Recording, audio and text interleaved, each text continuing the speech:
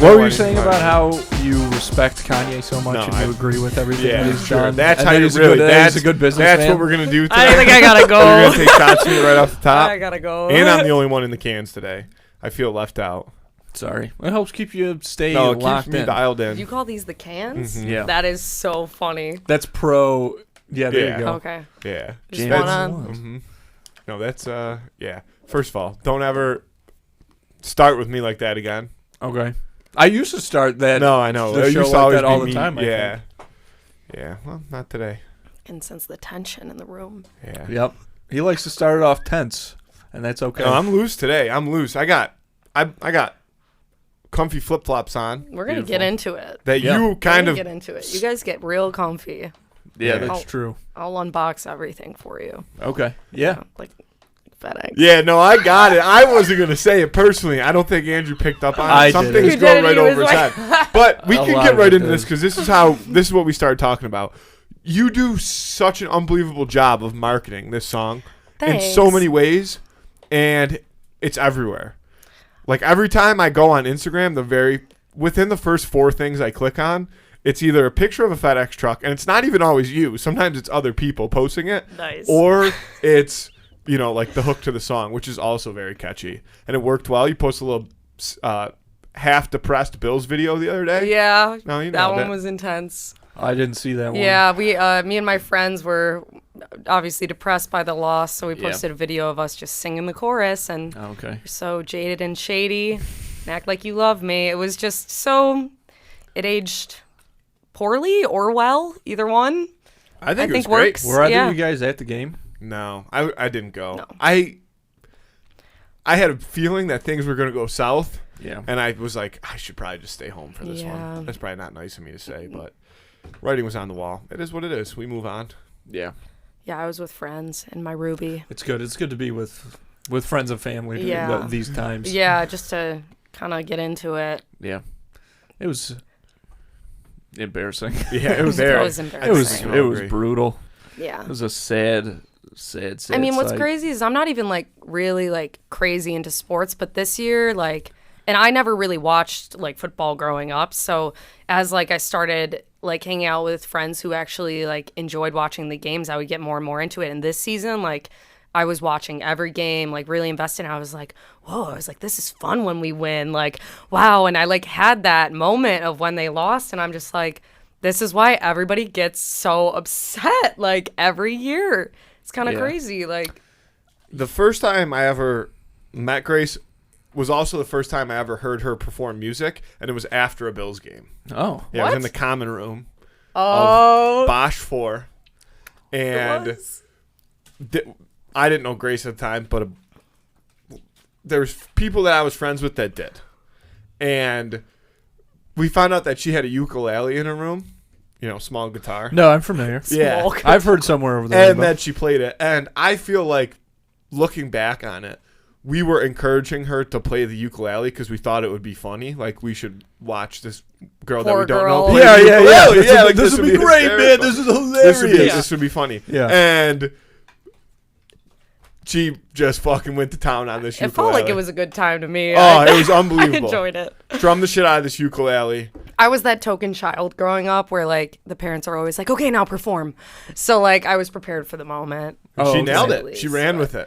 I was just having a good time, though. Is that true? Was it that thing of when your parents, like, have people over or something? Yeah. And they're like, Grace is going to... So would they push you into that, or would you ever do that little kid thing where you like, go up to your mom and you're like whisper something, and then it's like, well, Grace is going to... Well, so... my parents are completely tone deaf. Like, they can't. My mom listens to country music.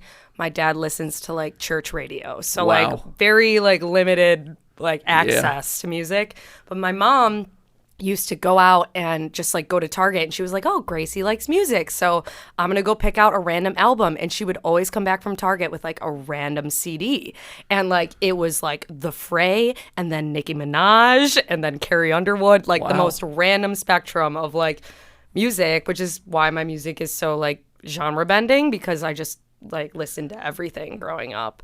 And they like had no idea like how to navigate like a kid with music like as their forefront, because everybody else was like, not into that. And so they were really supportive. Like they were just thought it was cool. And like I got to be like the big fish in the small pond, so to speak. And like I felt like that for a really long time in my life. But like you saying that about like going online and seeing FedEx like means a lot, because I don't like know how often it's really popping up on people's screens. Like I just do the job, like make the video, post it, and like know that I have to keep the consistency going. So it's so catchy. And I'm glad you brought that up, because I wanted to get to this. Like, you know, we were friends in college. We had a ton of mutual friends too. And then all of a sudden it went from like one day, you know, Grace Greenan posting on Instagram as Grace Greenan, to all of a sudden it seemed like you were doing like professional photo shoots, practically like announcing albums and new songs and stuff like that.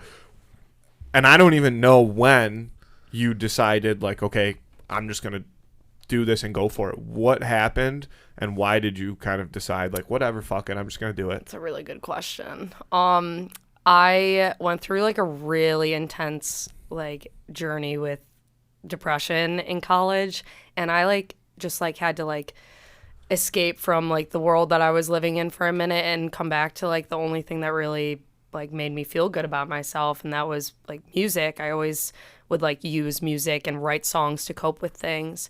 And there were two moments. The first one was when I was driving around in my friend Jarrell's car, and he put on this album Phase by Jack Garrett, and it's like this really crazy like producer who just made this beautiful album. In that moment I was like, I'm changing my major to music production. And then the second moment was when my friend Steve, who was another person in my theory, like music theory class, he like stopped me after class and was like, hey, like I hear the songs that you're playing in between classes. I want to pay for your first studio session. And I had never been in like a professional studio before. And he said, and he knew that like I wouldn't have done it for myself, which was really sweet, because he just said, show up to this address at this time. It wasn't weird. It was like normal, but it was GCR Audio, which is like one of the best studios in Buffalo. They have like the best gear, and that's where I met Brad, who made my first two albums with me, and he's working on my third with me now. And just, it's like almost like that moment, like just someone taking a chance on me changed my entire life, because I stepped in that room. I made Never Enough, which is the second song on my first album. And I was like, yeah, I can never leave here. Like I could literally sleep in this room and never like be sad again.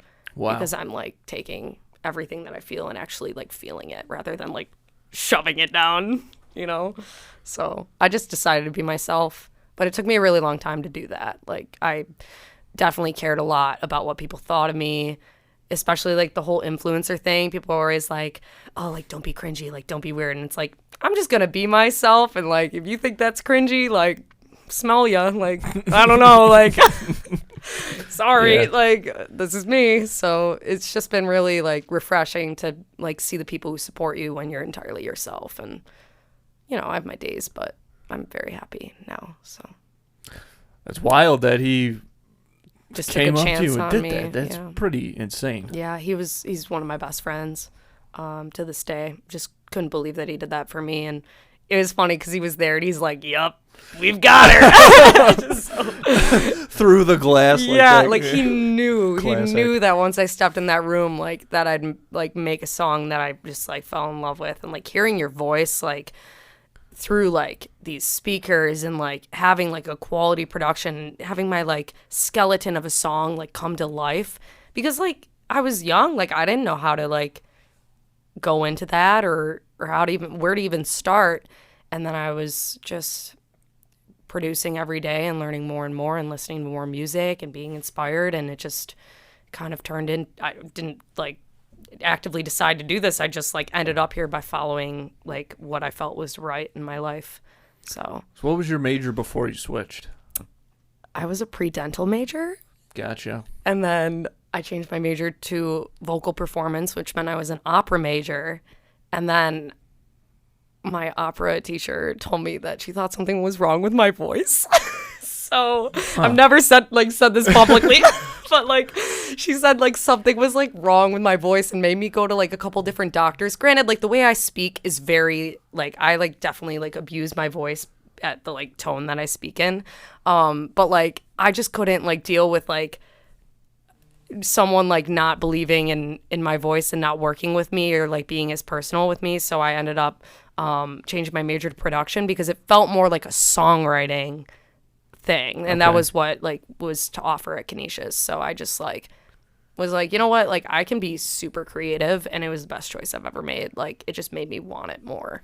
Yeah, so that's a good call. I didn't know that was a major option. What? I might have major? I might have had to switch my major when I was in school. Had I known that I had the opportunity you to do probably that. would have made me quit. I would have been like, it's over. Yeah. Like, everybody who heard him would have quit. Yeah. Also, hot seat, that opera teacher. That's like the middle school basketball coach that cut MJ. Yeah. You know? Yes. That's exactly like no what that's shade, like. just like I couldn't deal with it. Like I was just like, see, that's the thing when it's something so like structured and so much about like the principles, I guess, of vocal range stuff, like some of those what I guess they would call imperfections or whatever, right. The actual unique driving forces behind like your voice, for example, and stuff, that stuff is definitely not for everybody, and I think it's probably pretty easy for some people to get like trapped in it, you know what I mean? Like I gotta try and do everything. I was definitely going for like an Amy Winehouse like kind of thing, and like this was more like clean tone, and I was just like, no, I want to rock, like and she just didn't.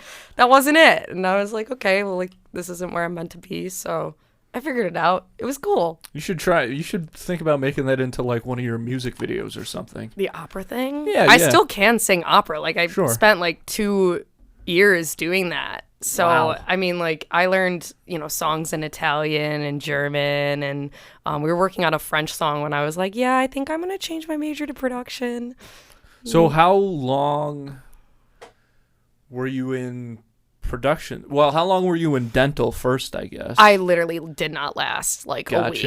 I was like, I can't do this. Wow. I just felt like I was like, like you have, like, a dream when you're a kid, and you're like, I've been talking about this dream for my entire life, and now it's time to decide like what I'm truly gonna do when I get to college, which isn't true. Like you don't have to decide right then and there, but it felt like it. And so I was like, am I really going to like have my face and my hands in someone's mouth for the rest of my life? Yeah. Not that that's not like no, I mean like you got to think about it in those that terms, though. Or be in rooms with my heroes and have the potential to like write a song with like someone who literally like changed my life. And I'm like, definitely the second one. You know what I mean? So, yeah. I mean, I think I love the idea of like dentistry and like fixing things. Like I love math. I love like puzzles, like, and teeth seemed like a puzzle to me in some way. You know what I mean? But I wasn't passionate about it enough. So I didn't last a week. I was like, nope, we're not doing this. Damn. Yeah. So you probably, never even cleaned her first tooth. And I love, that's the thing. I love like STEM. I love science. Like I was really I was also a psych major. So I had that, like I was a double major. Okay. So I had something else, but teeth was not it. So. Yeah. So then you did opera for the 2 years and then switched over to production for the last 2 years? Yeah, that would have been I think it was like the beginning of my junior year where I was just like, yeah, I'm going to do this instead. I just loved my professor. He was great. His name's Jamie, and he was like, guys, like, just make something cool. And like we would make things in class and show them to each other. And it was such a collaborative environment that like people like he would like play my stuff like on the screen and everybody would watch like the timeline and logic. And like people would be like, you made this? And that was when I was like, oh, like I'm good at this, like objectively, like, and that was really cool. And I think that that's one of the reasons why I like started actually doing it, because if I hadn't had like the approval, like maybe I would have just been like, oh, I don't know, and never show anyone. Like, right. There's so many people that do that. That's interesting, because it's one thing to like finally be in a room surrounded by like-minded people, but it's a big difference when you can get those like-minded people to actually, when you hear from them that they like what you're doing and they like appreciate it. Totally. Yeah. Big difference. It was like probably that class was one of the reasons why I like began working on a second album and was like super excited about it because I was like, I've learned so much. And that's what music is. It's just like, and production. It's literally like, I learned a new skill. Now I want to apply it. And it's that like application process that just makes you better at what you do because you're excited about it. So it's like I get to play with arts and crafts all day and like, you know, get paid for it. It's so cool. Like, I love it. Can't get over it. Yeah. Is that what you do, Andrew? Let's hear about your day-to-day lifestyle, Andrew. Do I do arts and crafts? Yeah, I guess so. If Lego's consistent. Well, let me clarify that it's harder than that. Much harder than that. I didn't mean it like that either. Yeah, Andrew works hard too sometimes. Like I'll spend hours. Yeah. Yeah, usually one day a week. Yeah. I'll put the effort in. Yeah. But that's really all you need. I don't think so. No. It's working for you. Well, do you do this on the day-to-day? Yep. Crazy. Yeah. Yeah, well, Emily makes a huge difference. She helps me a ton, especially with like. Yeah, you're killing it, Emily. Listen, everybody that comes in here always tries to shout out Emily. Yes, except for you. Yeah, Here for because I know what happens behind the scenes. I don't know about that, man. Yeah, I do. Hey, Emily's the one editing the clips for this show. Yeah, I know. So you got to show some respect. Make me look good, girl. She turns me down a lot too. Is the problem? Yeah, because that's her job. Because you scream into the microphone. But again, just like Grace was talking, when she gets in the studio and she, hears herself sing without. When I don't like being brought into this. And when I get to sit here and hear myself talk, it's fantastic. Oh, that's why he wears the. What do you call them? That's why he wears the cans. That's why he sits there so he can see the monitor. Yeah, and I got views of everything. When we were like kids going out to dinner and stuff, you had to be careful what restaurant you went to, depending on the decor, because if it was a place that had like a lot of mirrors in it, Matthew, it's like he wasn't even at the table. He'd just be looking at himself the whole time. Got to see what angle you look best at from, Andy. Honestly, it's on brand. So can we blame him? He's being himself. He's being himself. Listen, somebody's got to do it. Might as well be me. Yeah. I guess so, man. There you go. As long as you're not doing those singing classes, it's okay with you being yourself. Well, everybody that listens to the show has heard me sing, and they know that I might have what it takes. I think you have what it takes. Yes. See? Grace. Sorry. I don't have to. No. You don't have to apologize, but you don't have to lie to him. No, I'm not lying. You can lie. He knows I heard his beautiful tone. Yeah. Listen, I let it fly sometimes. Come on. I'm going to use that. I let it fly sometimes. Yeah, sometimes you have to. I was at the grocery store the other night, and it was awful. The parking lot was an absolute mess. People were honking. There were, that thing where like you go to turn into a parking spot and somebody left their cart in the parking spot. Who is leaving these carts out there? Who are these people? You don't want to be around that kind of energy, okay? And the good news is you don't have to when you use Instacart, because with Instacart, you can save yourself the headache and get not just groceries, but some of your favorite products from some of your favorite local stores delivered right to your front door in as little as 1 hour. Forget going out to the grocery store, dealing with all that stuff, wandering through the aisles. Oh, where do I find this? Where do I get this? Let Instacart handle it for you, okay? And you're busy, all right? You don't have time to deal with that. You don't need to. And the best part is right now, 2 in the Cooler listeners get free delivery on their first order of $10 or more. All you have to do is spend $10 and Instacart will deliver whatever it is you're looking for right to your front door. No delivery fee. All you have to do to get that deal is hit the link in this episode description.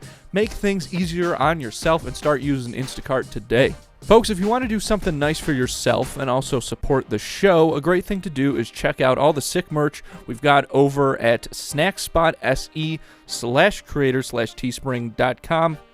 We've got everything you're looking for, not just hoodies and t-shirts and stuff like that, but also all kinds of cool accessories like water bottles, pint glasses, slides, bucket hats, fanny packs. The Quested fanny packs are super awesome. Quested is one of the other podcasts that we produce right here, because at snackspot.se/creator/teespring.com you can find all the merch, not just for this show, but also for Quested and Schemin' and Dreamin', the other 2 podcasts that we produce right here. So go check that out. get yourself something nice, okay, and support the show. We always appreciate that. Just hit the link in this episode description to go check out all that stuff, or in our Instagram bio. And, of course, you can always visit snackspot.se/creator/teespring.com. And if you're interested in advertising on this show or our twin show Schemin' and Dreamin', or Quested, the Dungeons and Dragons podcast that we produce right here, you can email us at snackspotsports@gmail.com for details on how you can start reaching thousands of listeners in the Buffalo area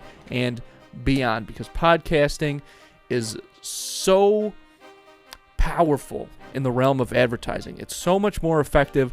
I want to say that Forbes had it that podcast advertising was something like 19% more effective or something, at least. And the reason for that a lot is because these host-read ads and things, and with the numbers that these podcast ads are doing, large companies are coming over into the podcasting space, like Walmart, State Farm, McDonald's advertises on podcasts, these massive companies, and it's cool to see them move away from traditional, media like TV, whatever, because these are companies that fucking advertise on the Super Bowl and stuff. But the problem is, those companies, when a company is that big, a lot of times they'll be ahead of the curve on stuff just because they're so massive and edge out smaller local businesses. And that's what they've done with podcasting. There's really been no space so far for smaller local companies to get in on the action as far as podcast advertising is concerned. But that's why we're here. So if you want to learn more about all the benefits to podcast advertising, again, reach out to us at snackspotsports@gmail.com. Speaking of that, too, because I was about to say I'm a great karaoke singer. So I've performed in front of at least 6 people before in my life. So cool. But it seems like, too, especially this summer, I feel like I kept seeing you on stage at different things. Like, what was that boat at Riverworks, oh that boat thing? This was the craziest summer of my performance life. I genuinely, there were days where I played, 4 shows in a week, lost my voice, just gained it enough to do the next show. But Riverworks, they have this, it's called the floating stage. And it was crazy because I was there the year beforehand, or it might have been the year before that because then COVID happened. Regardless, I was there the year beforehand, and I played, and I was okay. I still was getting my grip on who I was as an artist, and I came back this year and I just sent out I was BYOB, performing on the floating stage, BOYB, bring your own boat, because you can whatever come up to the stage, and people actually did. There were literally little kayaks and boats and of people who came through, and it was the coolest thing. So yeah, floating stage at Riverworks. That was Music is Art, which is a super collaborative music festival for local artists in Buffalo who want to showcase talent. And this year had to be the most fun that I've had, because after integrating myself in the music industry in Buffalo, it was a party for me and my friends where we all got to perform. I'm running to one stage and I got to catch someone for 10 minutes of their set, and it was just nuts. It was so much fun. It was just being, it was my if Camp Rock existed, that was it. That was my moment. I had a great time. So that's cool. I think that's a good perspective to have. There's this I wonder if you experienced during the break that everybody had to take during COVID, but there's this quote from Kate McKinnon, actually, that I think about all the time, that she said, she was at this, one of those round table things, and she was talking about how before she was on Saturday Night Live and stuff, she was so tired of not being tired. She was doing some shows and stuff or whatever, but she just, she wanted to work, and she was very interested in doing that hustling around type of thing, and it sounds like that's the perspective that you've got now. You're hitting the ground running. You want to just keep going and put that work in as much as you can. I'm a little bit of a workaholic. Yeah. I don't stop. I barely ever get to a point where I can do certain things for myself. So I actually just picked up audiobooks, and now I'll if I'm not listening to music on my drives, that'll be my me time, because it started to feel when you decide to do that and you're hitting the ground running and just being 100% all the time, it's super fulfilling because you achieve a lot of the goals that you set in place, but you can also burn out really bad. And I just had to like take time to like section out, okay, like everything doesn't have to be work. Because like I'm listening to this album and I'm thinking about like the things I need to change in my album. And while that's like super like cool that I want to apply like these things and learn from this, I also just need like time to be non-musician Grace Greenan who enjoys listening to a book or like laying in grass. And, you know what I mean? And just existing as a human. Like, yeah. I love everything about music. I could like spend my whole life doing it, but there are definitely times where I'm like, I need to breathe a little bit. And I think people don't talk about that enough. They're just like, yeah, we're doing this 100% all the time. And it's true, but like, take care of yourself. You know what I mean? Like, it's a, like, it could be like months before you see people that you love, and then you don't know about their lives, and like you have to take care of yourself and your people, and you know, taking care of your people means being kind to yourself and knowing yourself too. So it's definitely easy for everything to get away from you, especially I think now for people creating things because you know, obviously creation these days is so internet focused and you have access to that 24/7, so like you can always be thinking about it or working on something. We had this other girl in here, Liale, who's I love her. She's so good. Her lyrics are phenomenal. She's a great rapper. She's so good. She's on it 100% of the time too. Seriously. Yeah. But she voiced something similar, and she said, "You got to be where your feet are," and that is so much harder than it sounds. Yeah. Yeah. I mean, like I definitely like will catch myself like even now, like I'm like I have to answer like these Instagram DMs and like whatever. God. I have 50 unread messages on my phone, and everybody thinks that like I hate them because I'm not responding, but like it's in the list. I just haven't got to it yet. Like it's intense, and like people don't realize like it can be very overwhelming when your life is online because like your phone is connected to people that you love, but it's also connected to your job. And that is like suffocating sometimes. It's so weird. It's because the relationship with it becomes so much different. Like the relationship with social media in general, obviously, like, you know, us doing all the stuff for the podcast and things like that. And it's got to be it's got to be very strange for you because you turned your personal Instagram into your work Instagram, right? Yeah. And, you know, it's funny because I thought about not doing that and just like doing a music like Grace Greenan Instagram, but then I also was questioning myself because I'm like, well, if the people who are following me are like, yeah, I like her, but like I don't like her music, well, like this is my life, so I'm not gonna make like two separate Instagrams and try and manage those for your convenience. Like 100%. If you care, like you're gonna follow me, and if you don't, like that's fine. Like I came to terms, I know that all of those like these people unfollowed you apps came out when like Instagram started blowing up, and like I'm pretty sure like I had one. I'm sure that like other people did, and I know a ton of people who like also had those apps, and I ended up getting to a point where I'm like I kind of like it now when people unfollow me, because that means that just like I'm weeding out people who literally don't care, and like that's so refreshing. It's like, okay, like welcome people who are interested in the journey, like sayonara, like have a nice life, like no hard feelings to people who just like don't like it. I don't want people following me who like look at my video, think I'm weird, and then scroll past it. Like, no, I'd rather have a community of people that care.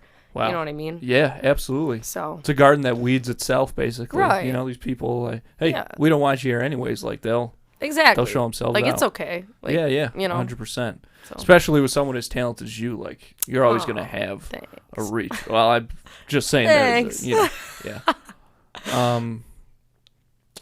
Man, I feel like there was something else you said that I want to touch on. I don't remember what it is though. Do you want to talk about your Whopper song, man? Yeah, we can. I can't believe you've never heard this song. No. It's from the commercial. There's like a Burger King commercial. Now, I've seen people talking about this and saying... Give me a rendition of how... No. Oh, come on. Now because I don't actually know the word. This is it's your like, moment. It's like this. This is all I know. Okay. Whopper, Whopper, Whopper, Whopper. And then other stuff. And then it's like, BK, have it your way. You rule. And that's how it ends. And it plays nonstop. if you're watching TV. It's pretty straightforward. The only thing that's on. And it is like, but it kind of got like picked up by the internet. The internet was like, this song is so catchy. And so now you can't avoid it. Right. And I just absolutely cannot stand it. But it is the most genius like marketing tactic of all time. Because that was what I was saying is like, it's horrible to compare your new song FedEx to this commercial. Because that's not it. I wouldn't say that they're on the same level. I'm a little offended. No, and I definitely would be too. Because I'm not comparing the song. No it's not it's not as good as the song. But when I hear the song, like when I'm scrolling Instagram and I see, like I said, whether it's one of your clips or somebody else posting it, tagged on like a picture of a FedEx truck or whatever it is. Yeah. Or a package. Then it's like that's all that's in your head. Like it's just the hook over and over and over and over again. Excellent. And I was gonna say you do a really good job of just like putting that out in the air, and then it just comes full circle. Like every time I'm doing something, I see it online, and I'm like, oh, you're FedEx. Like it's in my head now. So it's funny because the reason that lyric exists is because the people that I was writing the song with, there was someone in the room who. Like, I didn't have any negative emotions going on. I was at a studio session in LA and ended up wrapping up by the time that we got there. And I was like, yo, do you guys just want to go back with me and Busco and, like, make some music? And they were like, yeah, like, let's go. And so we ended up going back to, like, Busco's place. And we're sitting in the room and I'm like, you know what? Like, I don't have anything to be angry about, but this song, like, sounds angry. We had, like, this, like, crazy guitar, like sound that TJ found on this MIDI guitar. So it was like, I don't know if you guys are familiar with like MIDI keyboards, but basically the guitar was like, you could put any sound onto this guitar that you wanted. And so he starts with that like first little lick.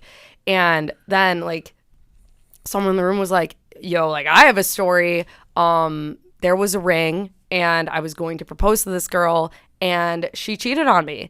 And I didn't want to see her. So I sent all of her shit back via FedEx because I never wanted to see her again. And I was like, that's a song. I was like, there we go. There it is. And so FedEx didn't even like come into the mix until we got like that story. And I was like, that's it. Like it FedEx, like it markets itself. Like that just clicked. Did that just click? Nice. There's a lot of there's a lot of levels to it that have come into light. Yeah, I mean like the whole like anger thing in like regards to someone who's like broken you, like that's probably like the worst thing you could do to somebody aside from a number of other things. That's definitely up there. And that's so, pretty brutal. Right. And so it was an angry song and it was like, no, we're gonna like go through what that feels like. And so, you know, tell us every single emotion you had while you were going right through that, that's why I'm like, you don't know that I know everything about you is like, oh, like, I know that you know that I know. Or wait, my own lyrics. And so basically that's like, oh, well, like, you don't know that I know yet, but I'm going to make your life a living hell and, like, send all of your stuff back and basically blindside you because that's what you did to me, basically. Right. So these lyrics, they all have, like, a really deep meaning. And, like, anyone who's ever experienced something like that, like, the song has been, like, clicking with people like that. So it's really cool to see it unfold and let it be a rage anthem. Feel your feelings, you know what I mean? So, yeah, FedEx markets itself. Trucks are on the road. They're doing the job. They're doing the work for you. They're doing all the legwork. Yeah, it's crazy. Yeah, we were we were almost going to call this podcast Chick-fil-A, but for some reason we decided not to. It took me a second to realize what you were doing, and you didn't nail it. Look, I know I didn't do a great job.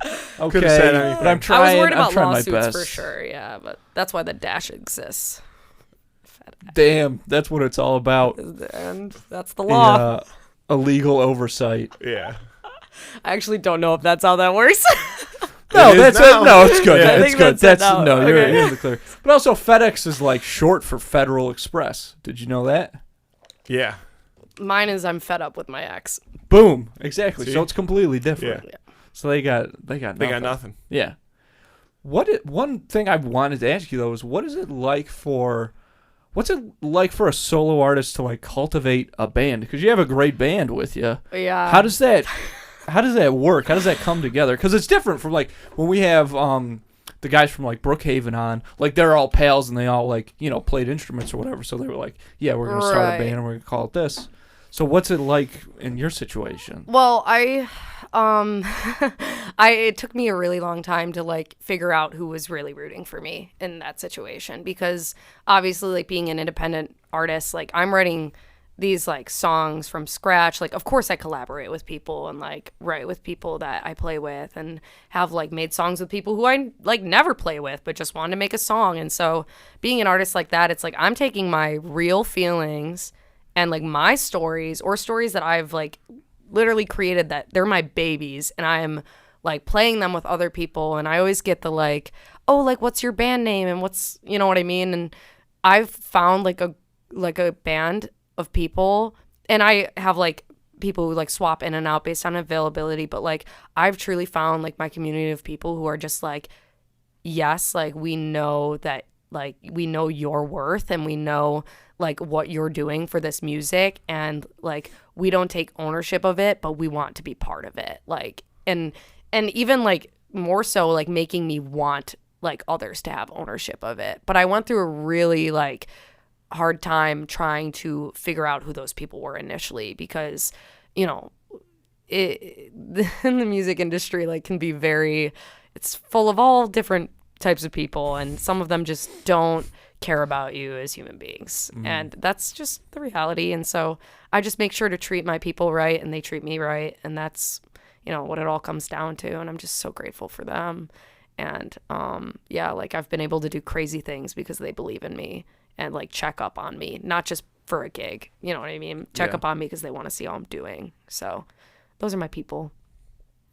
Yeah, that's interesting. I mean, I guess it's good because it seems like the folks who are going to stick around like are naturally going to be the ones that have that type of personality that you're like looking for. Right, like the chemistry has to be good. Yeah. I'm not going to get on stage and like sing a song about somebody breaking my heart next to people who are just like playing to play, you know what I mean? Like I want to make sure that like people are enjoying what they're doing. And I've been like so lucky to have people actually opt to be in my band, like ask me to be in my band, which is why I have like the benefit of being able to like, you know, oh, like Busco's in California, so like I'll ask John, or like, you know, Ben is out of town, so like I have Tori, and like I have these people who are just on standby for me. And it's not, you know, oh, like Grace like kicked me out of the band. It's like, no, like, oh, like this week, like Busco's in town, so of course Grace is going to play with Busco because they wrote this together. You know, it's very mature. Yeah, and I feel like before, like it wasn't as mature. It was very like, are we going to do this together? And I was like, well, I'm kind of like paying for everything and like doing all of this and writing all the songs and like promoting it, and like my name's on the project. And I just felt very, I felt a little bit like used by people at times in that aspect. So I'm just happy to be where I am now. Shout out Busco, Alex, Ben, Tori, John. You know what I mean? Patrick. There's so many. Dan. Yeah, shout out to Dan. Yeah, go Dan. Never forget Dan. No. How could you? I never have, never will. Oh shoot, I'm sorry. I forgot where I was going. But yeah, that is. Andrew actually played the drums for a little bit. If you ever need somebody to. Did you? Yeah. Yes, you did. You had a drum set. You had a drum set? Andrew had a drum set. Shut up, Matthew. Did you actually play drums? No. He had a drum set, and he had Questlove drumsticks. Wow. And I had a book. Yeah. On how to play the drums. Yeah. A book? Yeah. Wow. The problem is I don't have any rhythm. That was my first mistake. That'll do it. Yep. Yeah. There was a drum set in our basement growing up for probably 3 years. No, I would say longer. I was going to say 6. I was going to say 6 years. I think it got played by Andrew twice. I played it at least 4 times. So you're pretty much a pro. Yeah, I was getting there. 10,000 hours, they say, right? Yes, and I had... You had at least 15 minutes in you. I had at least 4.5. Have you guys ever seen the movie Whiplash? Yeah. One of the best movies I've ever seen in my life. So much respect for drummers after seeing that movie. I've never seen it, so I don't know what you're talking about. It's got J.K. Simmons in it. J.K. Simmons. I bet you'd like it. The fuck is J.K. Simmons? You don't know who J.K. Simmons is? No, you ripped off a quote earlier from some woman, and Grace was like, "Oh yeah," and I'm like, Kate "I have McKinnon. no clue Kate who this woman McKinnon. is." Not a single She was idea. on Saturday Night Live. Oh yeah, okay, Kate McKinnon. Yeah, I still don't know who that is. Whiplash is about this drummer who basically goes into this conservatory for music, one of the best music schools in the country, and gets like mentally abused by his music teacher. But his music teacher's goal the whole time is like to make him the best that he can possibly be. And so like the question is, how far should educators go to make like students thrive? And our like is sensitivity, and I brought this up because I'm a teacher, so I showed this to my music and culture class, and I was like, do you think that teachers should be harder on students? And a lot of them were like, yeah, like I feel like everybody's so sensitive now. And I'm like, but do you think that like this teacher in the movie's actions were correct? And they're like, well, no. And I'm like, okay, so like, where's the line? You know what I mean? Like, have you ever had like a coach or something who's like pushed you like arguably far to get like results out of you? Right. Like, and it's like, how far is okay? And I feel like we're at this really weird time in like society where it's like we have to be really careful about like the things we say, because like we have made mistakes in the past and there are things we need to repair. But at the same time, like how much drive are we taking away from people if we don't try and push them? You know what I mean? Oh, 100%. So. It's a weird thing, I think, because it's different when you look at it from like an individual standpoint. Like I think if you talk to a lot of people, most of them would probably say the same thing as your students, to be like, yeah, people are too sensitive these days. But the fact is, as far as for like group goes, I don't want to say like the mob or whatever, but as far as like the group goes, like there's a big group of people that when we're all together, we will have a very sensitive reaction, I guess, you know? Yeah, I mean, that's just like groupthink. Like, people want to like identify with the general majority in order to feel like they belong. And like, that's just like, that's going to happen. But I think like one of the things I've been trying to like teach them is that just because like something seems like the general idea like online in regards to anything like doesn't mean that that's how the majority of people feel. For sure. You know what I mean? And that's just like what I got from Whiplash, mainly because there are a lot of people who, you know, want to have the easiest route when it comes to education. But I do think that like pushing people to a certain level, not an abusive level, but to like at a level where you're like, no, I can't give you a good grade on this because you really like didn't give me your best and I need to see your best. You know what I mean? And that's what's valuable, I think. So. Absolutely. There's like an accountability factor to that. Yeah, and like if I'm teaching you and honorably saying that like you did a good job on this, like that has to mean something. Otherwise, like we have a loss of respect for each other. So, right, exactly. You know and I think, you know, your peers possibly as well, because if one student who worked very hard does get a good grade that they deserve, and then another student who doesn't work as hard, somebody's tossing out these good grades like candy, then that other student is like, all right, I guess I think it's more like a willingness to learn. Like if people need to like I will allow people to like repair like the damage that they've done to their grade, but I definitely I'm talking about being a teacher now, but like I will definitely like allow people to repair the damage, but like it takes like you consciously deciding to take an effort to do that and be like, I would like to raise my grade. And then I'm like, okay, here's exactly what you can do. You know? That's great. And that makes a lot of sense. Right. 'Cause I feel like there were teachers that I remember maybe who were like, no, what's done is done. And that's kind of punishing somebody for starting to show initiative and wanting to change. And interest in their grades. It's kind of the whole point. All right, let me play a little devil's advocate. All right, lay it down, kid. Here we go. So let's go back to how this whole thing started, right? Yeah. Where's the line? Mm-hmm. Like, so at what point do you have to learn your lesson? Like, too little's too late. You can't always start off and lack accountability and not want to do anything, and then all of a sudden you realize there's 2 weeks till the end of the semester. And no, but you're not going to get a 95 or up. You might save yourself from failing. Yeah, no, okay, but that's what I'm saying is when you're talking about what Andrew's saying is like, theoretically, you have the same teacher for the entire year, right? Like, I don't know what grade we're talking about here, but let's say you have the same teacher from, September until June. Okay? And from September until May, this teacher watches you not care about anything. And they've tried at separate times to talk to you one-on-one, motivate you and say, hey, we need a little bit more out of you or else things aren't going to go the way that you want them to go.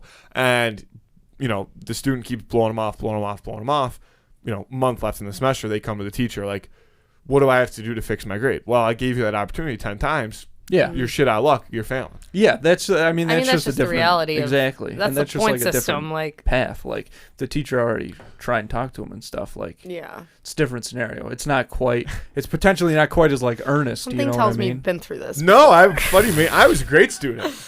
I was a fantastic student, but I do have a buddy who was not such a great student, and he had no. Maybe you do, but he didn't go to Canisius. Okay. He was really not doing well at all in school at the time, and he had a math teacher, and his math teacher also happened to be involved in the hockey community, so his math teacher would see us, out and about, like when it came to hockey related things, and he would skip his math teacher's class and be doing hockey related things. His math teacher would obviously figure that out fairly simply because he was often around after class, and so he was going to fail the class, and he went to his math teacher, was like, I really can't fail this class. And his math teacher said, okay, all you have to do is like show up to the exam and like give me everything you got, and like you'll pass the class, like just barely pass the class, but like just show me that you're gonna be willing to put in effort for this one day. So he shows up, tries to take the math exam, has not a clue what's going on because he didn't go to class once for the entire year. Matt don't and teacher straight up failed him. Yeah, you gotta. That wouldn't be fair to the other students. Yeah, that's a big part of it for sure. Everybody else is working hard. I would love to say that he learned his lesson in that scenario, but I don't think that he did. I know the math teacher you're talking about, obviously, and I went my senior year. You definitely don't know the math teacher I'm talking about. Oh, I don't? No. Are you sure? Positive. Oh, all right. Well, there was this other math teacher. I thought the one you're talking about. I went to go like see him one time, and he had a class of freshmen, and they were taking a test when I went in, and this kid just like walks up to the teacher, he hands out the tests, sits back down. Right away, this kid gets up and just hands the test in. No, it was just some fucking punk.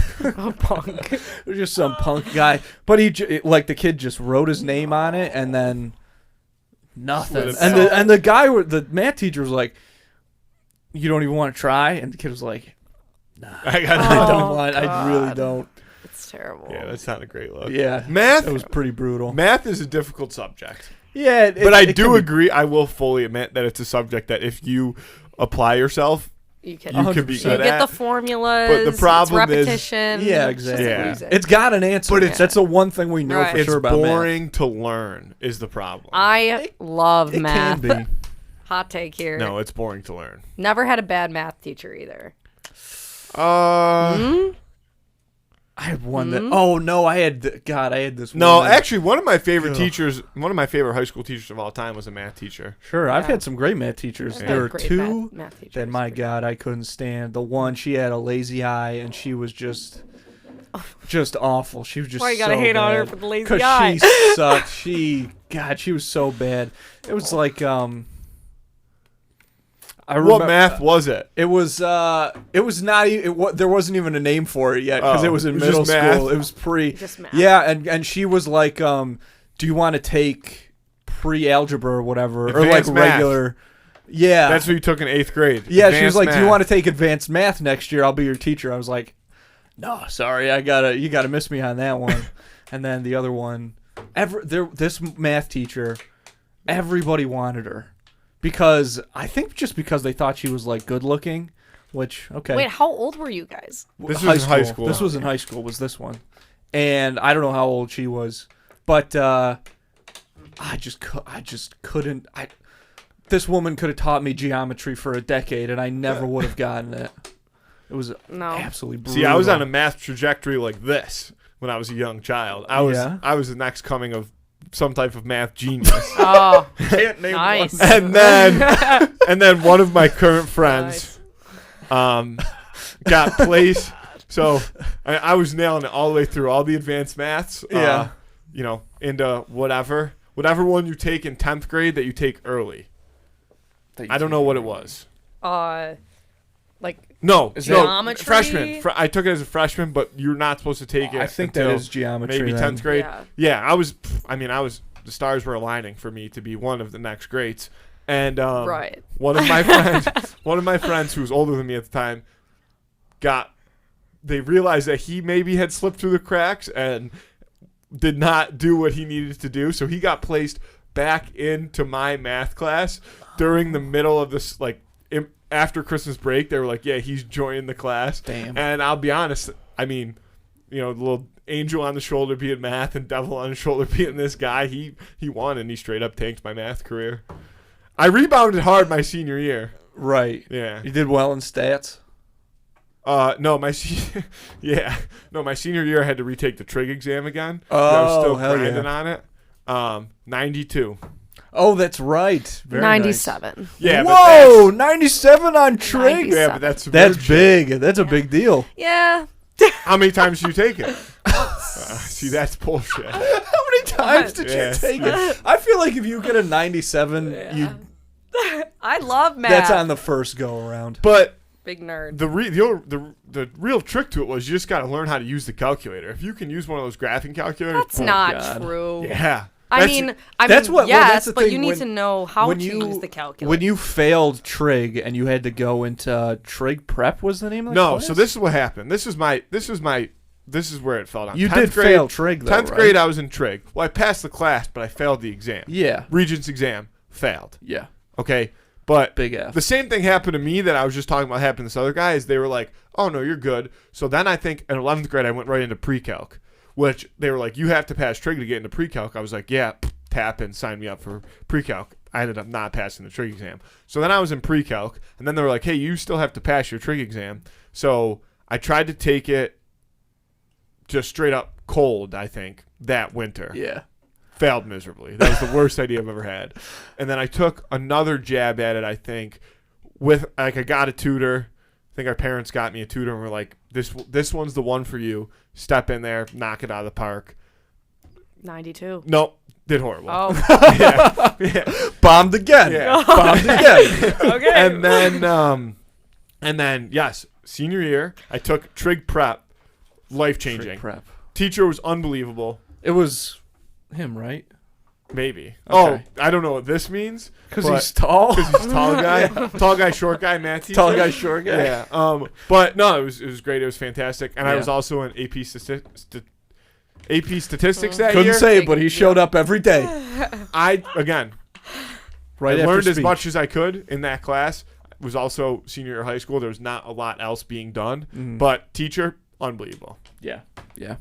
Always helps. Yeah. Yeah. That's the thing. In trig prep, though, they basically would teach you what Matthew just said. Like, they would teach you to be fully dependent on the calculator. They would be like, all of this stuff that they try to teach you in trig is irrelevant. You can do everything on the I don't know if they calculator. said that, but I think it was like if we Hot teach take. you how to use this calculator, you'll be able to do enough that you're probably you going to pass. absolutely Just throw up a need 92. to know what to do with the calculator. Yeah. But it's related to like the functions that you're putting in too. Yeah. The problem was the first time I took it, I spent most of the time. You know that game you could play on those Oh, graphing no, you calculators? didn't. No, I never figured that out. Oh yeah, you could jump over the blocks. It was like I don't know. It was like just a calculator guy, and he would. Well, Why that's a don't big they thing. jump When they and duck? clear your calculators for the Regents trig exam, they clear the games too. Damn, you lose the high score. Yeah. I never actually had my own calculator. You had your own. It was a silver edition TI-84. Hell yeah, I had baby. to use like the crummy ones from Strapped. like the basket in the school that were like spray painted on the back, and Yeah. only some of the buttons worked. So I was just lost my making up games. numbers. The basket. Brutal. Yeah. Well, what are you gonna do? The calculator basket. How did we get here? It's all a blur. Those old teachers. Those old games. I actually just saw. I was at my fiance's parents' house, and her dad had a bunch of like old like Dell towers and stuff that used to be able to like play the computer games on. I know. I want to try and get one. Yeah, for us we need one to like do that. Did you ever play like Math Blasters or something? Is that where it started on there? I think so. I did Crazy Taxi. I did like Pop Tropica. Like, do you remember that? Were those like those were like online, right? Yeah, that was the Pop-Tart shit, right? Maybe. I swear to God, it was. There was a Pop Cool Tropica. math games. Cool math games. Whoever came up with that, BTD? God Are you bless kidding him. me? Absolute genius. BTD's all-time game. I would get a Cool Math Games. What's that? Balloons Tower Defense? Oh, that Don't sounds... tell me you don't remember Balloons Tower Defense. I never played. I never liked it. I never played that shit. You guys. I respect it, but I never. I was a dude, god. There were guys that would like lose their lives to Peggle, and I was like, I don't need to be a part of this. Peggle was like you were playing a different type of game than we were playing. I don't like the sound of Peggle. I played you take your Toontown for a Peggle back little over too there. No, it's like we would just stand around and peg each other. You stay after hours with the shop teacher, and you teach you how you close your eyes, you play Peggle. That's the game. Yeah. All the lights go off. Yeah, and it's Peggle, Yeah. and then you kind of leave, and you don't really remember or anything. But a lot of people were into like Club Penguin, but I was a Toontown person. Okay. Anyone? I don't remember that. Brutal. I never really played a Club Toontown. Penguin. We were never allowed to play like. You throw like pies at like cogs. I do know what Toontown is, but I feel like you could play it like online, correct? It like is online. Yeah, see, we were never allowed to be no, online but at as school though we would do that stuff. So like we never really played Club Penguin because you had to like pay, to get online and like play with your friends to do cool stuff. You could like hang out with them, but you couldn't even talk to them. You could just like I think see I went the on cool there shit once. that they had, and we would just have like our really basic do it. ass houses. Closest we ever got was Webkins. Ooh, Yeah. Webkins was ruled. huge. God, there's just a graveyard of dead Webkins out there right now they're on those to the servers. curio shop. Hope you find what you're looking for. That's an all-time quote. Yeah. Listen, no. That was right on recall for him. Yeah, I know. I say that a lot. I was like, whoa. I knew he had that one I lined say it up. as like when people say something, and I'll just fire that off back in I their think face. I had a gorilla and a pug. Those are my two Webkins. Definitely had a dog. There was a There was a store in Lewiston. Yes, that sold yes. There was Webkins. like a toy store Like in that. on Center Street. Yep. And that was like Andrew used to work at a bookstore. Our uncle, Yeah. our great uncle owned a How bookstore on mysterious Center of Street. you. Yeah, it was. You know me. Yeah, pretty and Andrew would wear his little apron. I and did. he'd I work had at an the apron. Wow. Yeah, it was. It's like you. Yeah. It was great. Yeah, that was a lot of fun. Most of that job was like going to pick up lunch for us, like down the street. But Did you have a lot of? Do people at bookstores actually do work? Well, this was like there was like a lot of antique. Was that rude? yeah, it books was in like the old store, books. Too. It wasn't. No, yeah. I know what You you know what I'm mean. I saying, think. though? Yeah. It was mostly just Because like there are jobs where you like stand and check people out and like whatever, and that's about it. No, I mean, basically it's just like organizing stuff, and then obviously you want to like help people that come in. So it's just like remembering where everything is. A lot of dusting. I you a pretty big much dusted book guy? nonstop. Oh my God, I was just telling Emily about last week on the podcast. I was talking about this guy who made me angrier than I've ever been in my life, and one of the big reasons is because it's a long story, but essentially, I came home from a trip and my books were like trashed. And I've never been that angry in my entire life. Like the whole house was totally fucked up, and like that would have been fine. Did you get robbed? Our house? No, it was in Fredonia. Oh, Wait, did you get I'm like, robbed or no, like? we didn't get robbed. It was Fred Fest, and I was at my now fiance's college graduation that weekend. But there was a ton of people like staying at my house and stuff, and I, Your whatever. books? And my books. I mean, I felt like I felt kind of stupid doing it, but like seeing my books like that, like That's I almost heartbreaking. cried. It really did. It brought a that's tear to my eye. It heartbreaking. was, God, I was so like just seeing my many Your copies literature. of Dune, like with the spine all flattened on the ground. I've That's never so been that angry in sad. my life. Yeah, I've Yeah, it seen a sucked. broken guitar neck one time in my life. Probably the worst experience. Somebody Breaking broke one of yours? No, I like dropped my guitar in its case. And I remember like coming to school the next day. I was like in 7th grade. I came to school the next day and I was like crying my eyes out. I'm like, Mr. Texano, like, I can't take guitar anymore. And he was like, oh no. He's like, Grace, like, why? Like, are you okay? And I'm like, yeah. I'm like, my guitar broke in half. And he's like, okay, well, like, I can lend you a guitar. He's expecting like you to lift up your arms and your hands are just gone. Yeah. Oh, this poor girl has no hands. It was like, it would have been fine. Like, but to me, it was the end of the world. Oh, like, God. Yeah. Andrew did a guitar stint too. The guitar I did actually play you? for a while. Yeah, Okay. yeah. When did you start playing though? Oh my gosh, I started playing piano in second grade, and then I like really wanted to play guitar. Like I was like, no, I don't want to play piano. I want to rock and I want to play guitar. And so I ended up starting guitar lessons in 5th grade, I think, after I like took a break and I also danced like 4 days a week and did sports and Dude, I was that all dance over it. schedule is People crazy. dance. Yeah. Dude, if you dance, the fact that there's you no can do free anything time. after that, yeah, seriously. Oh my gosh. If you ever was watched intense. Dance Moms, which I have, It was intense. It was very intense. Dance was. What were we talking about? Guitars. Guitar. But yeah, I started guitar and I went like, I like did lessons for a couple years, but I like I learn best when I'm just like writing and like applying like things. So I actually got interested in piano again. And then I just like went between the two until I got to a point where like I was teaching myself. But like I loved like going to lessons and stuff. But dance did take over my life quite a bit for a while there. It was this was there a point in your dance career, because it sounds like you kind of grew up in this almost like perfect thing where people were like, hey, here's all this stuff, and you were just like, I want to rock, and that's what if you want to rock, you have to have people telling you that How you to can't rock Yeah. at some point. You have to decide to rock. Yeah, I had to. I don't know what. I think I was always different. Like, I was always very different than everyone around me. I grew up in, like, a very small. Like, I had 20 kids in my graduating class. What? In 8th grade, yeah. My 8th grade graduating class, 20 kids. And I went to a very small Catholic school. Not everybody liked me. I, like, had, like, maybe one real friend, like, throughout, like, the whole. And that was Jesus. Yeah, Laurel, love you, girl. But like, and like, of course, I had like other like friends who were acquaintances, but like, I genuinely like did not fit in anywhere, and like, I wasn't willing to like bend who I was for other people. And I feel like in like grammar school, a lot of people like do that just because it's the easiest route. But like, I felt like I was always like the annoying, like more eccentric person. And so I just kind of like dove headfirst into everything I was passionate about, because I knew at some point like I would find someone else or like my people. And I really don't think that happened until Canisius, like for real.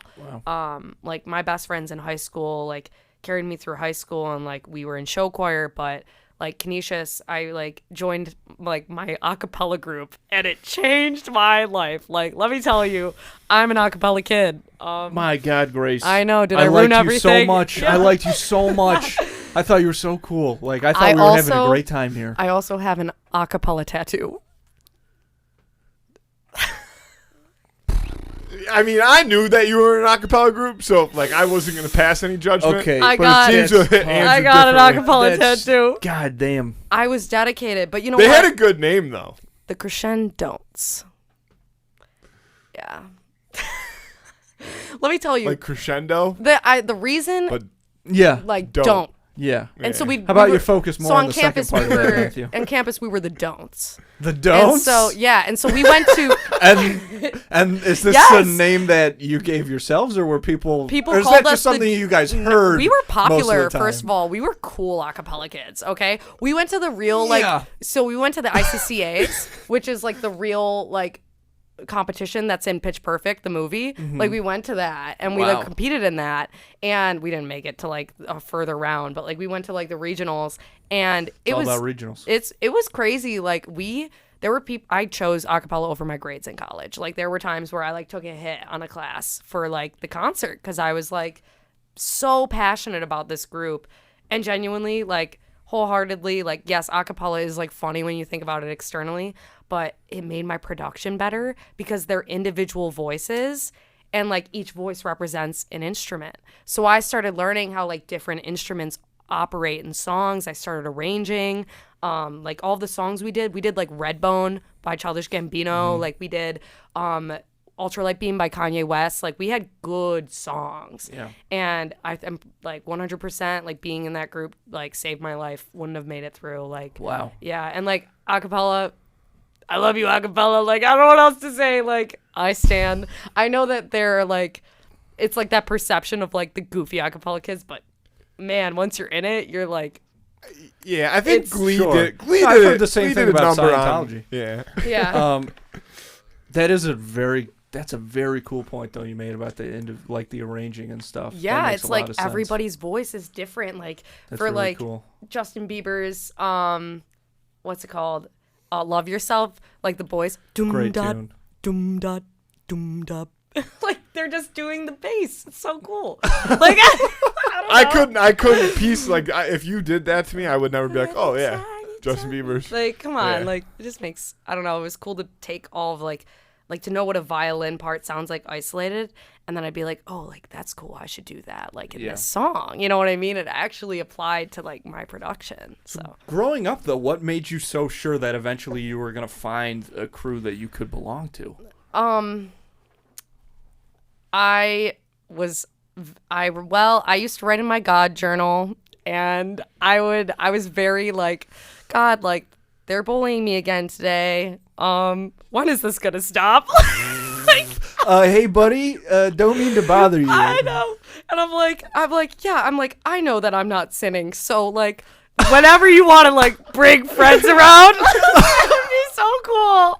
Like, I think there's an issue on your end I was because like, I'm not actually sure doing you're everything getting what I'm great. saying. Hey, I'm it's like, me again, just checking in to see if right. you guys. I'm like, why do bad things happen to good people? Like, I just like whatever. I was very blessed, like with like such a supportive and loving family. But yeah, like I had a hard time making friends, and yes, I was the weird kid. So like, it goes hand in hand. But I just knew that like what I was doing, I always knew that I could do this, and I think that like having people who like, you know, lifted me up when I didn't necessarily believe in myself, pushed me to a point where I'm like, well, we're all going to die. So if I'm going to do anything with my life, it's going to be doing something that I love to do, being entirely myself and enjoying it, because you never know how long you have. And that's it. And like, just live it to the fullest, man. Like, who cares? Yeah. Like, who cares? And sooner or later, like that mentality, like, I had so many people around me that just like were like, yup, that's how I feel too. And like I found my people. It's just, I don't know. It's weird how it unfolded.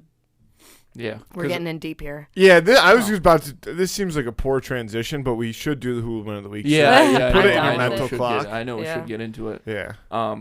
Yeah, we'll hop in. Oh, it's a good one too. I like this one. Yeah. The Who Would Win of the Week this week is Mr. Krabs versus Oprah. Oprah Winfrey.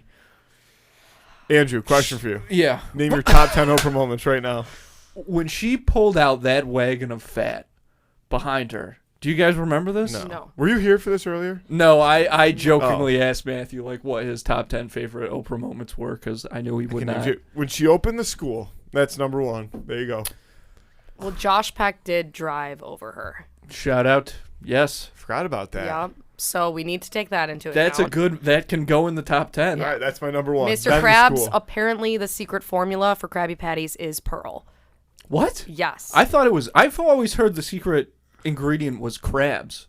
It also could be, but I know that a conspiracy theory is that it's Pearl, and that's why her mom is never around, because he killed Pearl's mom. Oh wait, it is Pearl's mom, not Pearl. Yeah. That makes more sense. I think that he killed Pearl's mom as well, because we were tossing around the idea of doing Mr. Krabs versus O.J. Simpson, and we're like, two guys who probably murdered their wives. Pretty good. Who would win? That's interesting you say that, because OJ's innocent. Sure. I like that we're doing this one instead. Yeah. I really like that we're doing 100%. I don't know, with Mr. Krabs, I just feel like there's some dark things going on there. Yes. Like, but I Can I think pose a Oprah might question? have that as well. Yeah, is Oprah for real? Because you know how like a couple years ago people were like, "Yo, by the way, Ellen DeGeneres, super shitty person." Yeah, I don't think Oprah's like that, but I think Oprah's a good person. yeah, I mean, I don't Does think she she's still like have a bad person. I know she has a network, but does she still rip the show? No, she doesn't have a talk show anymore, but she's got her magazine, which, my God, that's one of the funniest things in the world, is being so rich. The cover, the cover is her every week. That's what I was about every to week say. she's the cover. That's so That's exactly awesome. what I would do. I think one time Ellen was maybe the cover. Now we know And, Ellen's that's fraud. That's it. Yeah. Per the internet, could not be true. I don't know. Well, Never dude, met I her. mean, Ellen she stuff is kind of she had a lot of back problems, man. Like, and she was forced to dance with like a bunch of every God, episode. Wyoming. Yes, And she had like a terrible back. She had like she was in horrific pain That's a constantly. Great point. Like there were episodes And where she was she just like dancing. either couldn't show up, she had to have a guest host, or there were somewhere I think Is I that why remember she seeing- wasn't showing up? No, I think she wasn't showing up towards the end because of the scandal. But I know there were points where like she couldn't do the show because of her back. This might be a false memory, but I can vividly see Ellen in a hospital bed, like on the stage of her show. Oh no. Ellen does a show possible. from the hospital. Yeah, I don't Could think be. we know a lot about celebrities. Like I I just like want to know if they're Oprah just like Winfrey's us. for real. I think she's. Because I feel like if she It's was tough. for real, I think she's probably done a lot of good. I think so too. I've heard. Who the fuck was I talking to? I think we were talking to somebody in here who said like, "Don't get me started on Oprah's schools." Because like something might be going on. Really? She with got a them. school scandal? I think something might be up because she She opened a owns bunch like of schools in Africa or something for like, yeah. You know, people that need to learn. Come on, Yeah. like Oprah's too good to win almost.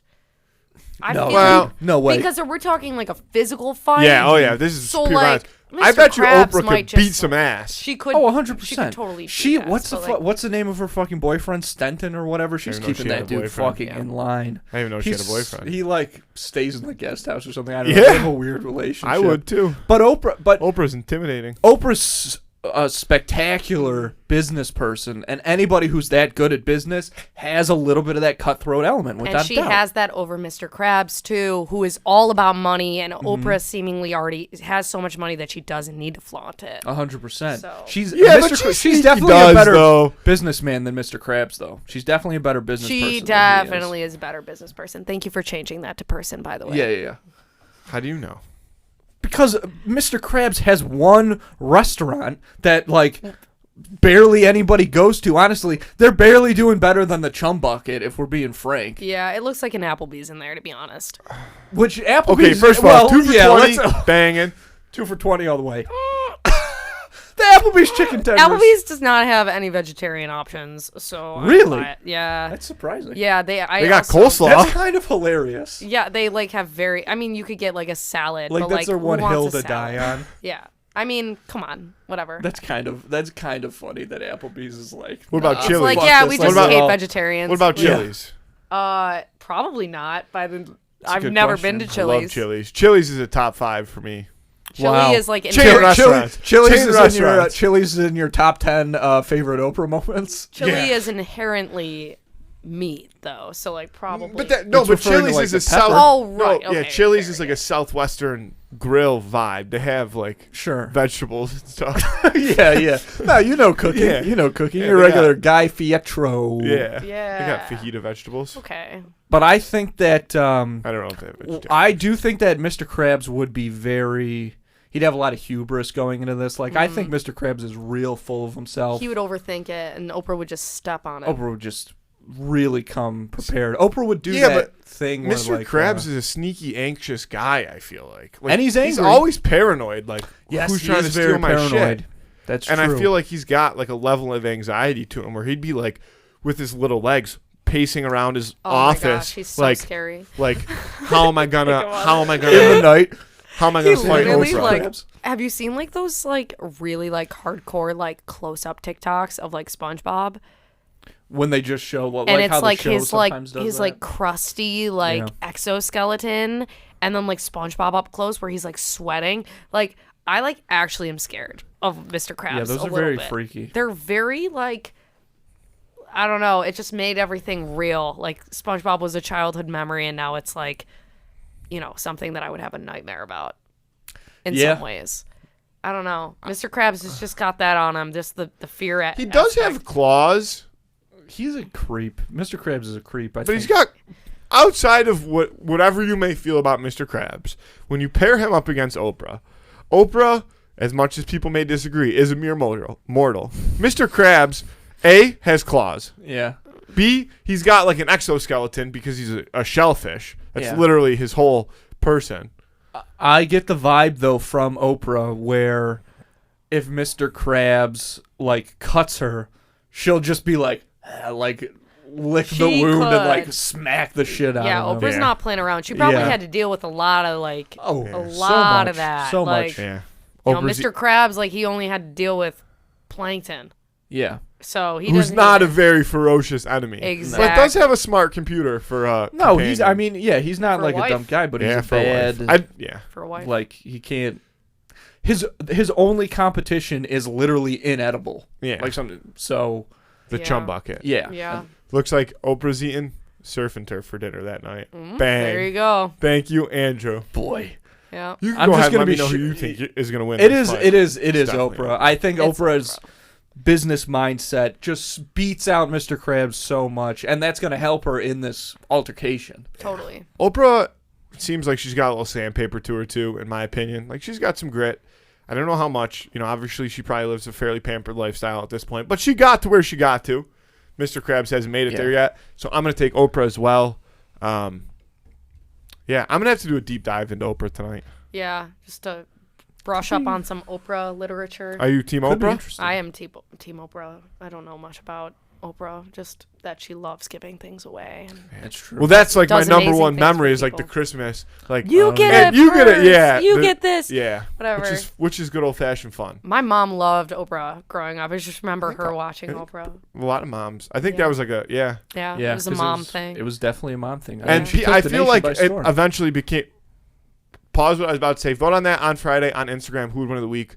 Oprah over Mr. Krabs. I feel like that one's going to be pretty unanimous. Back to what I was saying. I feel like it became like a hill, like kind of a bit of a battle between moms. Like, are you an Ellen fan? Or are you an Oprah fan? Yeah. I think they were on one. They might have been on at the same time. I think Oprah was on at 3 and Ellen was on at 4. Yeah. So I was an Ellen person. I watched Ellen every day. Yeah, Ellen was the Yeah. best. Ellen did speak to the youth. Like it always made sense for her. Like, because when Oprah went out, like there was no question who was going to kind of take over. Right. In the hearts and minds of America, like it was Ellen. So that just makes her like fall from grace, kind of even crazier. Cause she claimed the after-school hour slot. Yeah. Oprah's 100%. got a plane too. I'm pretty sure. Oh, like yeah, a 737 that's got like does. Oprah with the big O on the side. That's of it. kind of You got crazy. it. It's all about branding. I don't know if I'd ever want that. I don't know. Drake has one. He's got That he's got carbon an emission OVO on plane. that is just a little too much for me. Pretty wild. If you just use it to go to the grocery store or whatever. Yeah, I'm using it to go to Whole Foods. That's a little organic. It's a little much. It's like, are we really gonna waste all that? I'll get off my high horse now. Yeah, no. If I had a plane, I'd be. You'd be zipping around. Zipping around everywhere. I'd be taking it here from my apartment Oh my god. to work, home, and then get it back in the sky again. Get it Bring back here. Take us up. Yeah. Take us up. I would just love to never have to go through TSA. TSA. Yeah. Oh my gosh, they yell at you. It's so scary. They got a tough gig, man. There's like that. They like, got to deal with so many. They got- got to deal with all the people. They have new machines at the Buffalo airport that, like you don't take anything out of anything, and you just put everything. Everything has to be in a bin. Like nothing goes through loose. And they're like, if it doesn't work or if it falls out, it's gonna shut the whole machine down. We're gonna have to start everybody over again. And it's like these new bubble things. They look like spaceships. Yeah, they're quite advanced.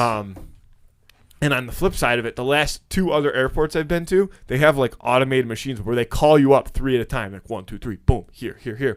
And what you do is like you have 2 slots, 2 bin slots, and you fill one, push a bin forward, it gets taken, push a second bin forward, and then if you need another bin, like another bin comes out at the bottom, and boom, boom. And they are very strict about it there. They're like, you need to not cut other people's bins. Like your bin goes in a certain amount of, in a certain spot.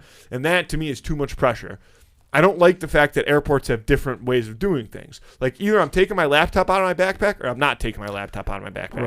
Right. Because now when I go to the Buffalo airport and I'm like, do I take it out? They're like, no, you don't fucking take it out, you stupid idiot. Like, yeah, like get the fuck in the back of the line, and then they beat the shit out of you. There's that TikTok sound, and it's like, take it off! They're like screaming at people. It's like, terrifying. I don't know what to do. I'm like, my big thing is like my watch. I'm always like, do I take my watch off? I don't know. Well, you know me, I've got it down to a science going through TSA. Yeah, so that's because you don't wear laces on your shoes. Damn straight I don't. Damn straight I don't. Well, Tim's are the exception. We're not opening that can of worms. Yeah, this is the one exception. Yeah. Arguably the most lacy shoe is the one exception to the rule. Yeah, I wear laces a lot. But I just, like, on Air Force Ones, I just shove my foot in. Yeah. I don't mind doing that. Yeah, I'm a loose lace kind of guy. I don't like tying shoes. My new thing is knit shoes. Have you seen these? Knit I don't think so. Oh, yeah, they're fantastic. Shout out to They're not like those Shout Adidas out to Johnson ones and that I Murphy. No. Oh. It's a dress shoe. Yeah. But instead of being like a leather, it's like, you know, like a Nike Flyknit, like that material that's like tight to your foot, and your foot just like slides into it, kind of like a sock. Okay. Like that's what the outside of the shoe is, like not the sole obviously, but it's like nice and like formed, and it looks like a dress shoe, but it's like wearing a second sock, and you never have to untie It's them. like the jeggings of dress shoes.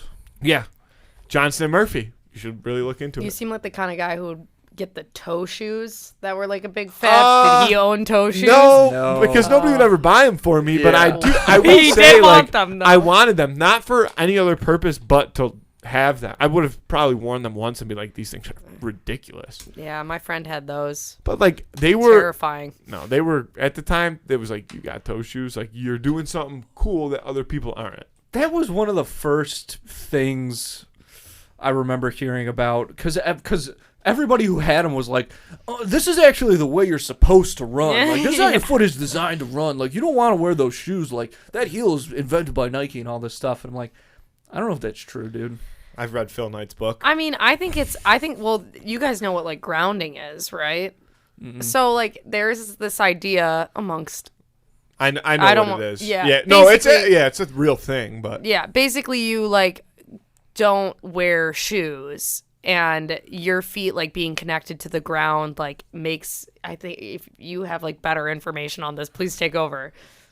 It's like leveling yourself, like bringing yourself back to, like, you know, Mother Earth, baby. Well, kind of, but it's not necessarily as nature focused. Yeah, it's more like energy focused, which you know, you have your own whole opinion when we've talked about crystals and whatnot. But the whole purpose of them is like these are natural things. They're supposed to, like, you know, ground you. It's using the words. So like what people will do, for example, is they'll take like naturally occurring, I don't know, like elements, like raw elements, like water, earth, wind, fire. No, not Avatar, but like all the avatars. Like copper, for example. Like, and something that can conduct energy, right?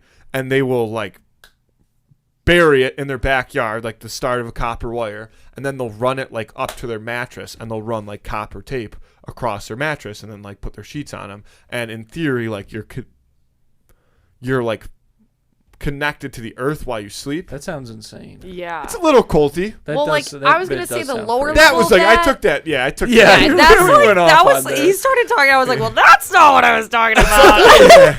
But the grounding thing is like, yeah, like being connected. I had a teacher who wore like who would ground himself in the school. Like you could connect like the actual grounding device to the wall because there's a ground. What would the device? In like an outlet. Yeah. So it was like a bracelet, and it had copper connected to it, Okay. and then he would plug himself into the wall, like when he wasn't teaching. But it's like the same way. Do you know how you have to dangerous ground a and pool? strange. I don't know if you know this. Yeah, sure. Like, so if you have, you know, an above ground pool, there's a law.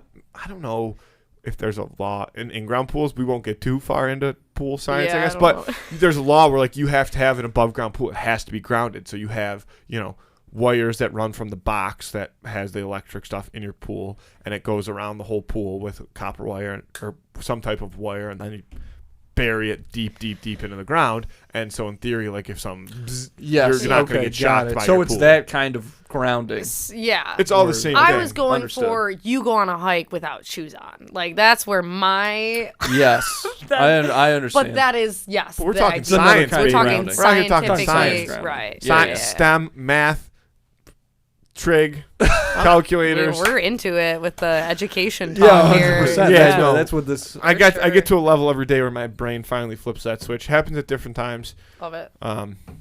But now I'm feeling it. That's interesting. The grounding that you're talking about, I guess I kind of get that. I mean, because, what's better than just feeling your feet I kind and your of toes hear in that. mud? Like, because it's the same. Like, in a way, it's kind of similar to me, as in like you need sunlight. Like it's good for you to be out in the sun as opposed to you of all people saying that you need sunlight. No, yeah, I know, for real. But still, it is like important. So I kind of get that. right. We're talking vitamin D out here, baby. Oh yeah, should always be talking vitamin D.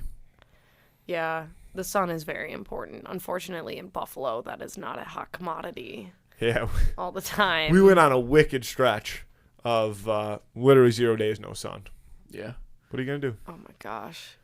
That's why we love our seasonal depression. Yeah. Yeah. That's why I take vitamins. Yeah, exactly. That's what I that's really mean? what it's good for, especially you live someplace like here. But You should be California, taking. being out there for like a week just Yeah. changes everything. I swear, like I'm there for a week, I come back, I'm a different person just because you're exposed to like a whole other side of the country and you're in the sun. Like The air obviously feels different. Air I is know it's like different. dry out there or whatever, but, yeah, but still, like, even when I lived in it Florida, smells different there. like it was a huge difference because I would walk outside and I'd be like, oh, the air. Because here, either you don't notice the air on your face or you notice it because it's fucking freezing. Mm-hmm. But you walk outside in some of these places we're talking about, and the air actually feels good on your skin.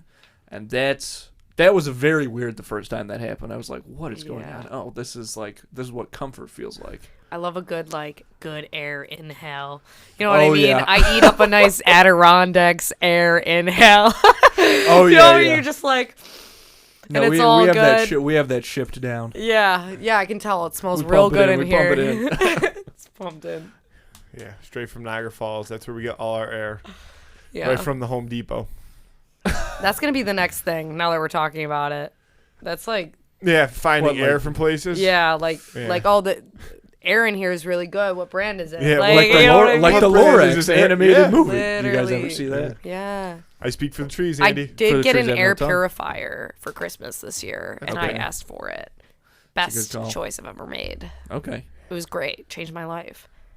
Yeah. Like as a singer, like you like need to be Gotcha. like, you need like to have like a clear, whatever.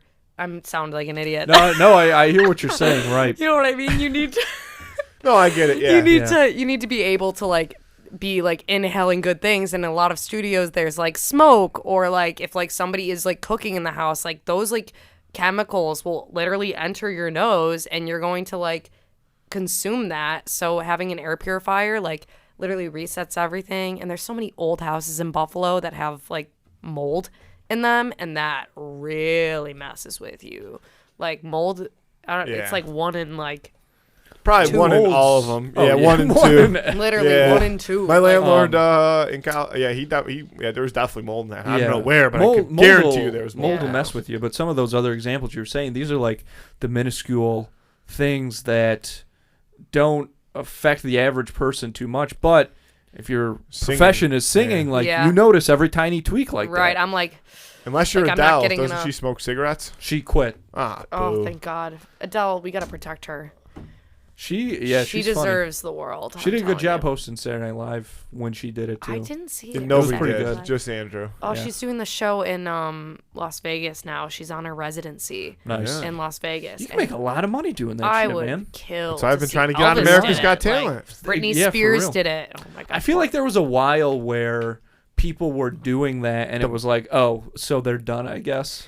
The right, Blue Man but it's Group's like the been doing best it. thing that you could literally do in your Yeah. group. The Blue Man Group did it for a while. They're still doing Okay, I it. don't Are know if that's they? the best example That's the that best we gig got. I was for just them, there. too. They were performing every Yeah. night. That's Yeah, crazy. they Every do- single night. I mean, that's also got to not be going to like, be the same Blue Man Group every night. I've never seen the Blue Man Group. I will tell you, performing every single night, like even I would do like those like 4 shows in 4 days things. You just can't. Like I got back from this show that I did in Tennessee, and like I took so much out of me just like singing. People don't realize like I'm like performing, like my body's moving, like I'm trying to like be expressive. I'm singing, like I'm literally working to the point where like my body is like so sore afterwards. And like there are artists out there who literally go on like world tours that last more than a year. Like that's crazy. Yeah. And so like I'm like happy that I've built stamina up for that, but like it's like people don't realize it takes out so much on you. Like I think that's definitely, it's a huge, that you're absolutely right. That's one of the biggest misconceptions if I had to guess, because I think a lot of people, you were talking about world tours. There's this comedian that I really like. He's been doing this world tour. It's like 230 cities or something.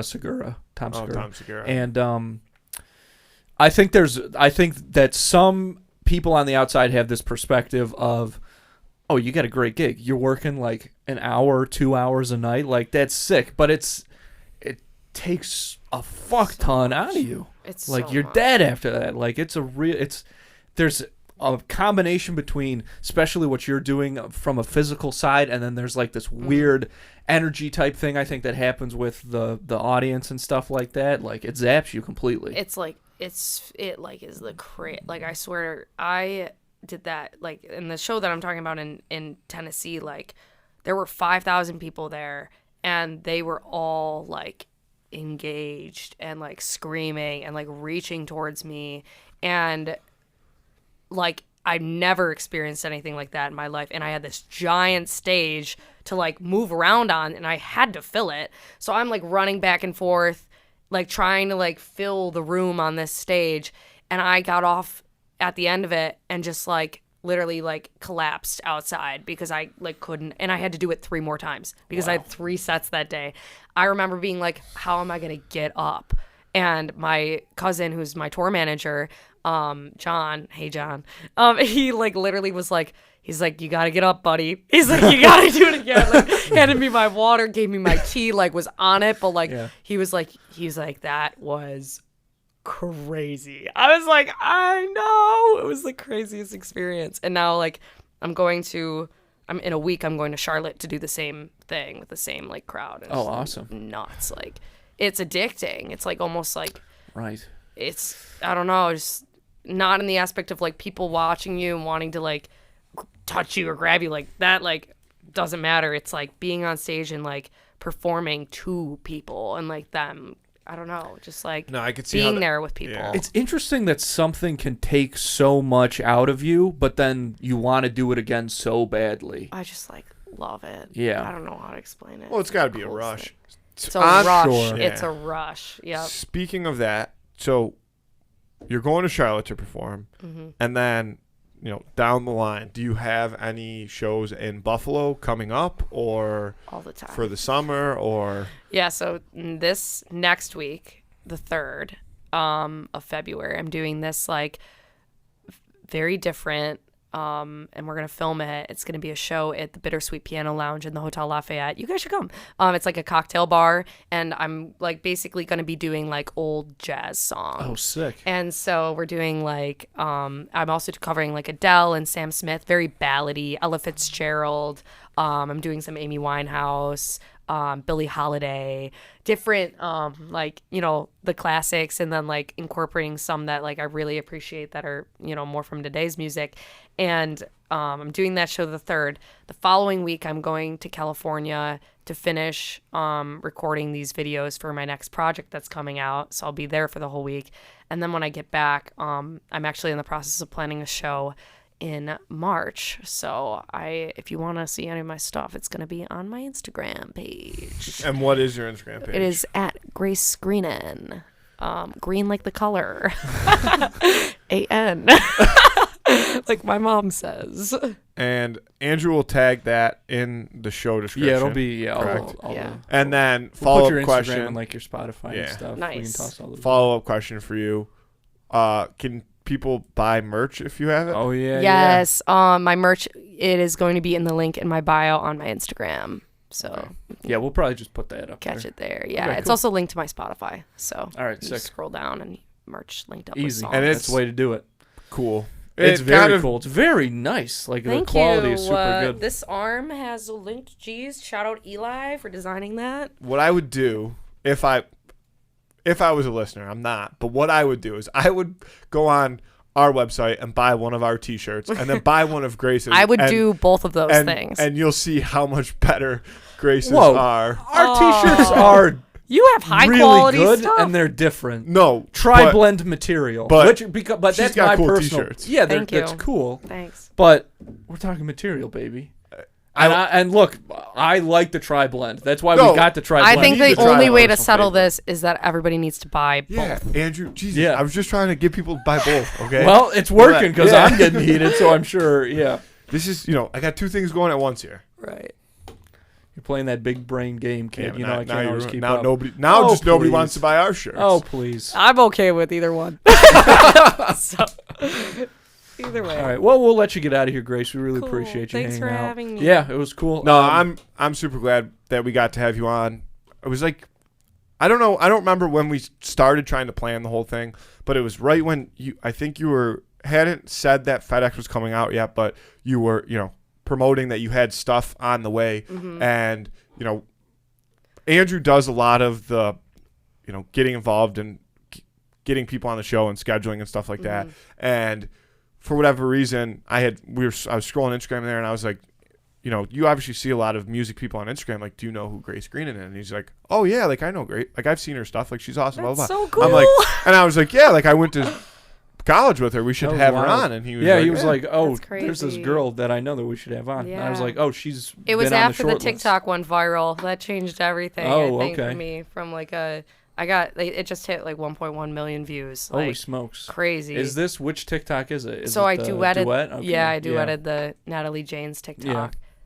Like almost at 10K followers on TikTok now, and like wild. My it trickled over to Instagram, and now like I get like every time I look at my phone, it's like another like group of people who liked it. And I was like, dope. Like that's validating. You know what I mean? So it's true. It changed everything, and I was like, oh shit, I gotta drop a song. I didn't even plan on dropping FedEx. Wow. I just was like, okay, this song is also a breakup song.